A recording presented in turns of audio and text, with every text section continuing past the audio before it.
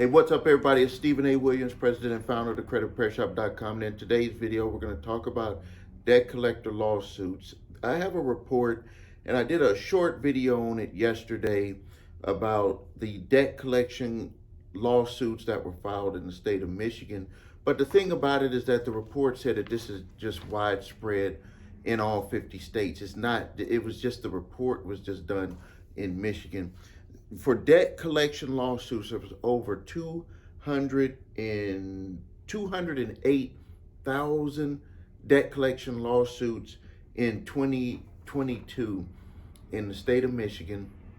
And one of the things that the report was saying that kind of was a little strange is that the majority of them were to low income people or to middle class people who were struggling. And I have my own theories on that, I'm going to talk about that in a second. But these are, so in this video, what we're going to do is we're going to talk about the main group of debt collection companies that are doing these lawsuits. Going to talk about solutions on what you can do. We're going to talk about this this flow chart that they put in the report that said how a delinquent debt becomes a garnishment, because it was all about how these middle to low income people were being garnished of their wages with a lot of these debt collection lawsuits, and that a lot of these debt collection lawsuits weren't even provable. But once that judgment comes down and you've passed the period of where you can bring it back into court, you're just going to sit there paying these garnishments. And these companies, they take the risk on this because, number one, they buy the debt for pennies on the dollar, and then they're just saying that they know that 99.5% of the people do not show up to court. And actually in the state of Michigan, it was even lower. They said it was 0.05% of the people did show up to court with representation, and that it was like 1% of the people came to court and just they just didn't know what to say, but they were just the type of individual that would just show up to court when they were called to court.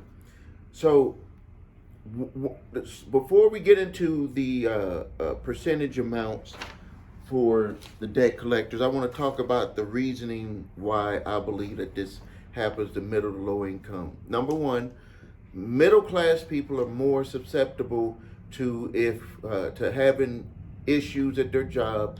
If someone was to contact their employer about them not paying a debt or something like that, that they know this. Debt collectors know this.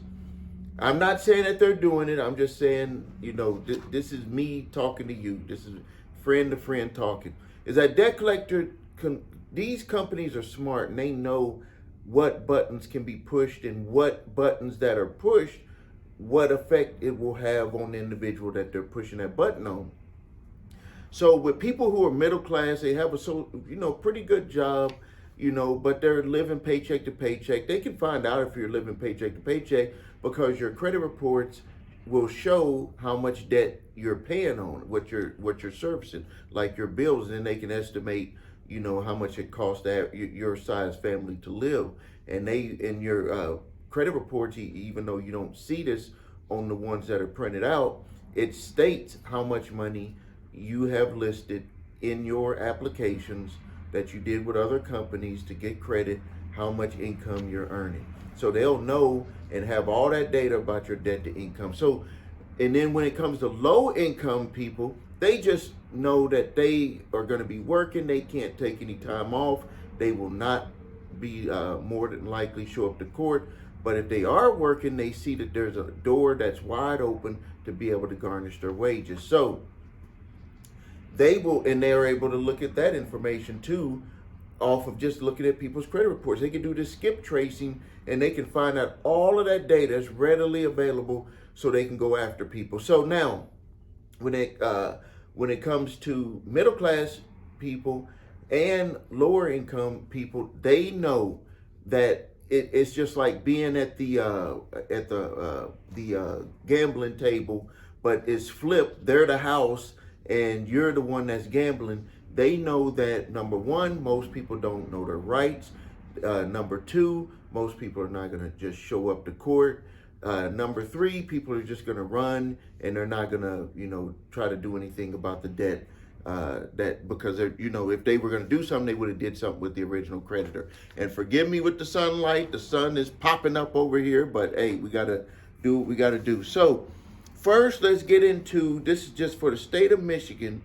Let's get into the percentages from each of these companies. And you're going to see that there's something in common with all of these. If you've ever been sued by a debt collection company, you will see that these is the likely group, except for Discover and Capital One Bank, and I'll get into why they are on this list here. So in Michigan, 20% was done through Midland, 12% of the debt collection lawsuits through Portfolio, 8.8% with Jefferson Capital, Capital One Bank 7.8%, LVNV funding 7.6%, credit acceptance, and I'm going to talk about credit acceptance also, 6.3%, and then Calvary 3.2%,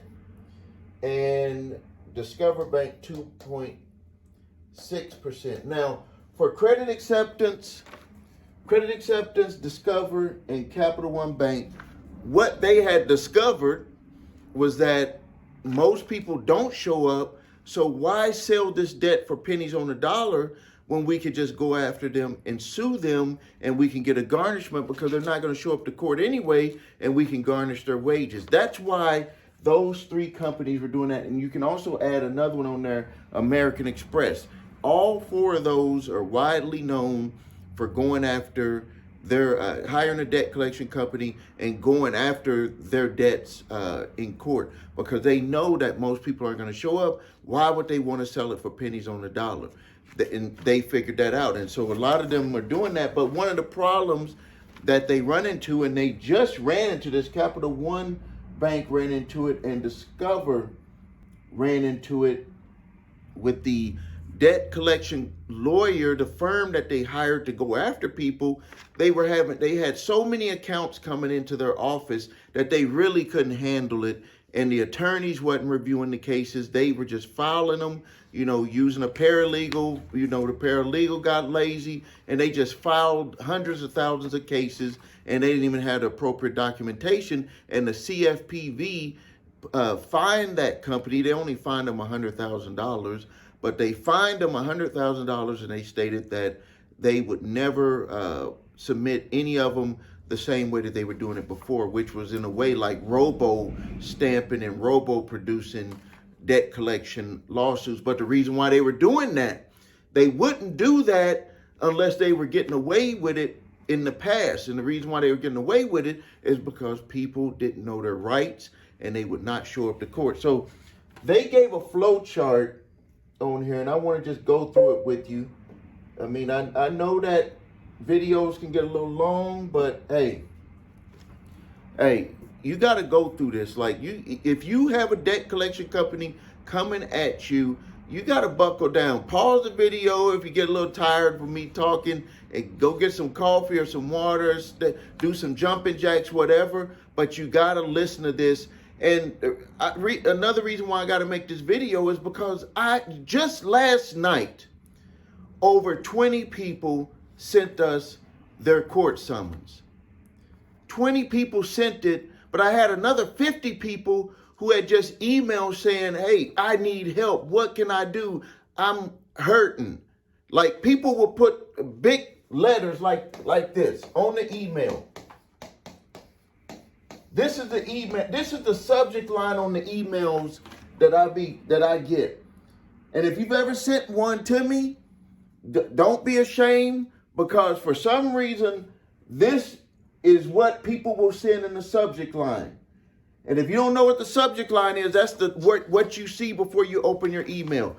This is what people are sending to me. So that means that probably some of you that are watching, or whoever is going to end up watching this video in the future, you need to pay attention to what I'm about to tell you, because this is what you're going to need to do to be able to help yourself There was a young lady who called, was talking to one of my reps, and she stated that she doesn't have the money, she doesn't have the funds to be able to fight the debt collector.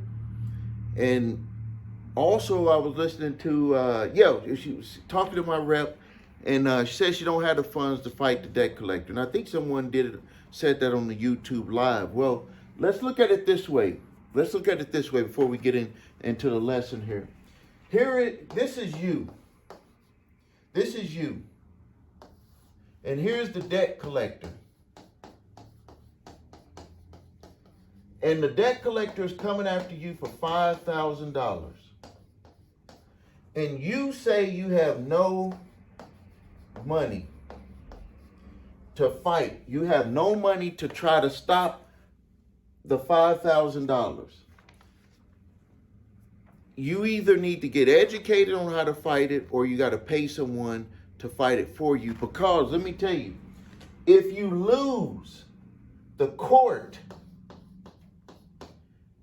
is not going to accept this answer right here. This is your answer. That's what you told yourself, is no money. And I feel you, I hear you, I understand what you mean by it, but I'm just making it clear to you because a lot of people wonder why things happen to them.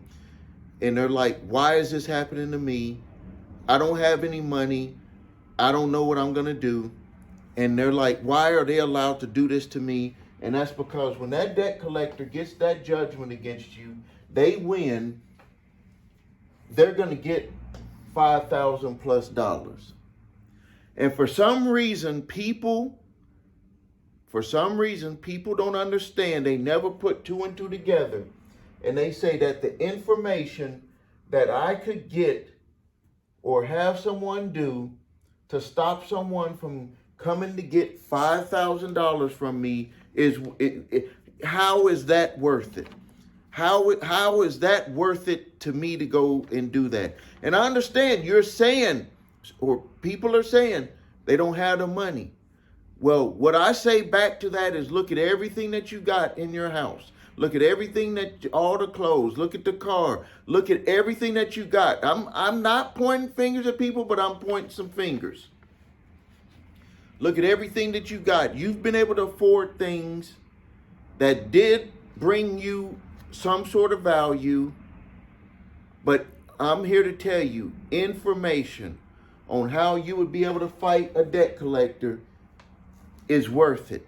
And as a matter of fact, that is the gift that will keep on giving, because once you understand your rights, once you know what you have to do, and even if it didn't work for one case, but it ended up working for another case, you would not have had to spend $5,000. We just did one. We just closed out an account for an individual client. And this client, let me show you where he was at. Let me show you where he was at. You probably saw this video. He was here. It was a little bit higher than that, but $33,000. He said he don't have any money, but he know this amount here, he didn't even make this amount per year, $33,000. He paid for our service, $349, dismissed. So is $349 stopping you from having to pay $33,000? Was that worth it? Was that worth it? But for some reason, a lot of people have a problem with understanding information is just as powerful as the money that's in your hand. And sometimes you have to be willing to do what is necessary. Like, don't just say you want to do something that's necessary. Don't just talk about it. You have to be willing to take action. And that action is either educating yourself or having someone that you know that can do the job And what people are always worried about, though, it's not about the money. They're just wondering if they're going to win or they're going to lose. And nobody can guarantee that. There are people that go into court right now for their life, not talking about money, that go into court for their life. And they get convicted and they did not even do it. So there's never a guarantee. There's no guarantee. But what is guaranteed is if you don't do nothing, you will lose. If you do nothing, you will lose. So now let's get into what they talked about on this report. I think it's some very good information, but I'm going to talk about it from the perspective of dealing with people, because one of the things that I see with stuff like this is that these people who write these reports, they never dealt with people. They might ask some questions, but they don't get into the emotional damage, or I don't want to say damage, but the emotions that people go through when they're going through this type of stuff. So they showed right here, and they labeled this Debt Collection 101, how a delinquent debt becomes a garnishment. And it had it right in their report. Number one is that the original creditor or debt collector,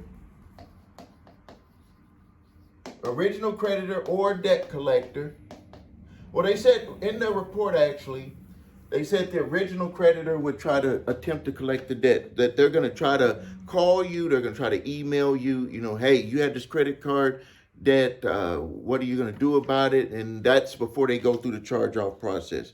Once it goes through the charge-off process, it had number two, debt collector either buys, or the original creditor can also put a case, open up a case where they would say, hey, we're going to sue you for the debt.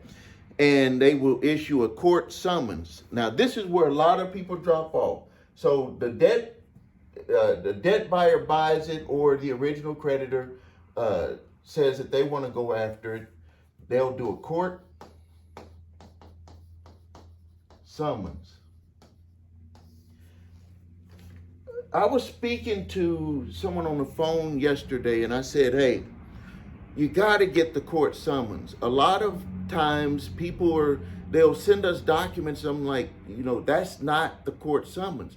The reason why it's very important, they even stated in here, is that if you do not respond to that court summons, in a way, you're just giving them ammunition. You're not even fighting back against the allegations that they're saying about what you did with the debt. You have a right to make them prove every aspect of the debt. But if you don't respond to it the right way, you don't have a response to the court summons, what is the court going to do? Because this is the thing that the court seems to not, this is what I don't like about the way the court does stuff, but I guess we got to just follow through with it, because we got to have some sort of system, of a process to do stuff. When a debt collector or anyone files a lawsuit in court, it's, in a way, it's not, the court is not on their side, but the court is involved. And that means that when the court says, hey, you need to respond to this, it's not as if they're just saying it because of the plaintiff attorney submitting the court summons. It becomes in the mentality of, we are the official process of taking care of this type of issues, and you need to respond to us. But it makes it look like you need to respond to the plaintiff. But think about it. A judge tells you to do something because the plaintiff asked you to do it. You don't do it. Who are you offended? Even though the court is supposed to be neutral, who are you offended? In the way that we are as humans, who gets offended? Who has a feeling of disrespect? Is it the plaintiff attorney, or is it the judge, or is it both? So you got to be very careful on what you do and do not do, because you could be setting yourself up for failure because you're disregarding what the court is asking you to do. And the court feels, hey, we have legal rights to request that you respond to this court summons. This is the process that we all in this state or this city, we all follow this. So it said number 2 there, they're going to send the summons out to you. And in number 3, they have to send you notification. Now this here, especially due to COVID, went crazy on the exceptions on this. In some states, they have to have you sign it or they will not let the debt collection process go through. They will say you got to dismiss the case. In other states, it's like a gray area. All they have to do is show proof of service. Like, hey, we dropped it at the doorstep. Or they get a third party to say we dropped it at the doorstep. So now you're not taking our word, the plaintiff's word, you're taking the word of the third party. So it's like a big gray area. And in the report, they did not talk about it on there. But in some states, they do require that you sign in so that they have proof of service. If you need to look it up in your state, you need to look that up. That's going to be part of your response is, was I properly served? Look at what your state requires as proper service for debt collection court summons. Look that up. It's different in every state. Now, it said here, number 4, is that the defendant, has a right to respond. So most people don't file the response, and they say here, in their report here, they said there's 2 ways to respond. That you could just say, file a motion to dismiss. I've had people file motions to dismiss, but you better have some good grounds to file the motion to dismiss. Because they're going to be like, hey, most debt collection lawsuits, all they have to do is have 2 statements and they have their allegations. That's all they got to have. And that's not all they have to prove it. That's all they have to have to take you to court to sue you. And if you don't challenge any of that and challenge what else they don't have, then you're not going to be able to, you won't have a chance of winning. But we'll get into that in a second. The next one is you need to file your answers. And that's what we love to do, is what we teach people to do, is what we tell you to do at minimum, is file an answer based off of the information that they provided to you and based off of some of the other information that you know that they don't have, which is all of your records and stuff like that. And you can look at some of my other videos to see what you need to have in your response. So the next thing it says here, number 5, there's a hearing. So in there, it says that they have 2 routes that they have here. If the defendant does not respond, they will have a hearing and it will loop all the way around and go to a judgment. So if you don't respond, they have the hearing, they're going to shoot it all the way over to a judgment. If you do show up and you do respond, or even if you do show up and you have nothing to offer, you don't have no fight or anything, that you do have an opportunity, and a lot of people don't know this, is that you know what? They do offer this, but they try to get people to go into arbitration. You don't want to go into an arbitration. You just want to have a conversation about doing a potential settlement. But they will ask people, hey, would you like to go in the back room, into an office, sit down face to face and see what you can work out. They will offer that if you don't have any response to the court summons, but you are there, they will always give you that opportunity. Sometimes you might have to ask for it. And even if you did have a response and it looks like you're going to lose, you can also request that you go in there and you try to work out a deal. And you might be saying, well, why would they try to work out a deal if you're going to lose? Because the reason why is because they still, no matter what, one of the things that all debt collectors live on is that what they feel that they can get now is better than what they think that they may be able to get in payments over a period of time. The reason why is because you never know, things could change.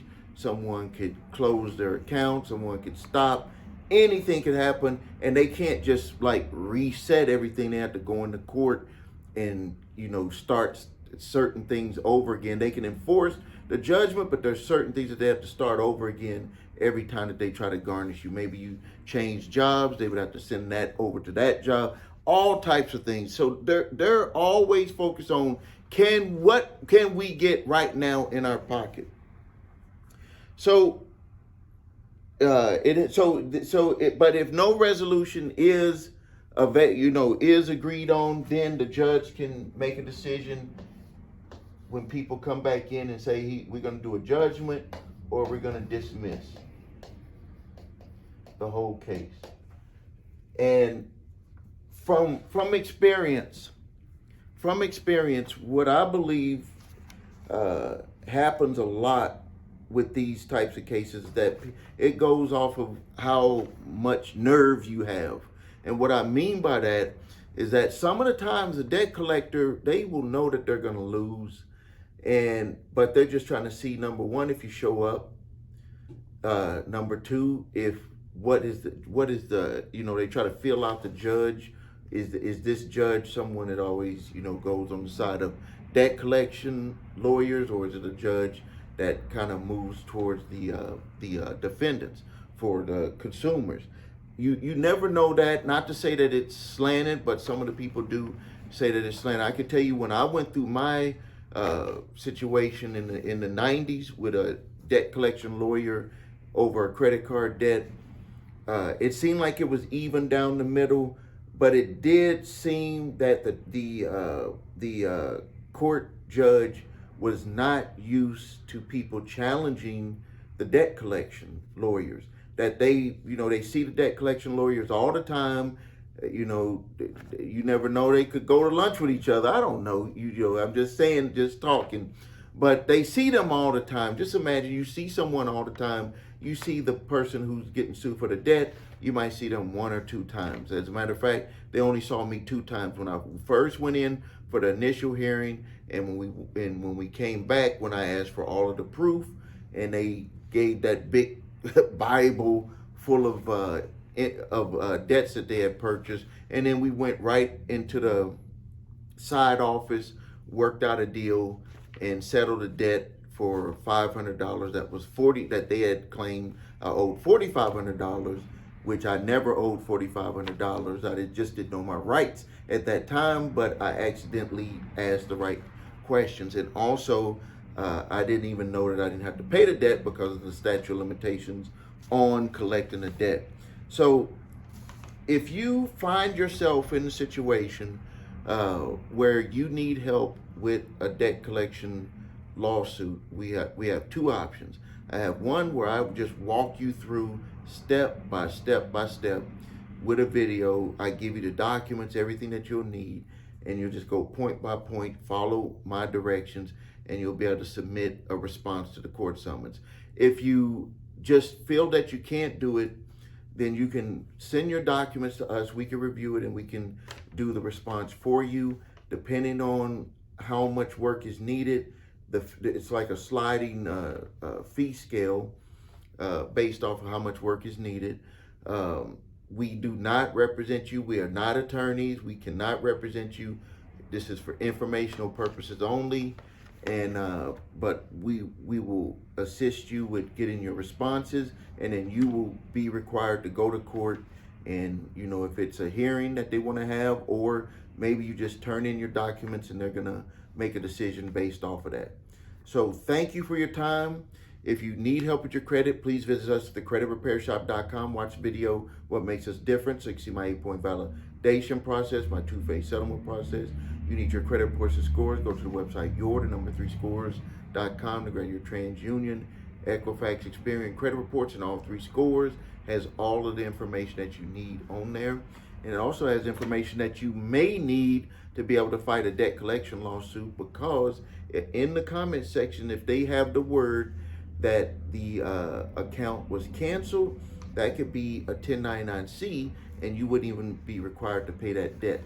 And then if you have debt collectors coming after you early before the lawsuit, grab my 3-pack of letters: statute of limitations letter for debt that's past the legal statute of limitations to collect, cease and desist collection activities letter, and the debt validation letter. Those can stop debt collectors in their track because they know that you're going to be serious and you're going to make them prove every part of the debt if they continue to try to come after you. And the links are also below this video or above this video for the court summons training, response training, or if you want to look into having us do your response for you. Thank you for your time. Please subscribe to the channel, post your questions and comments. This is Stephen A. Williams, president and founder of thecreditrepairshop.com.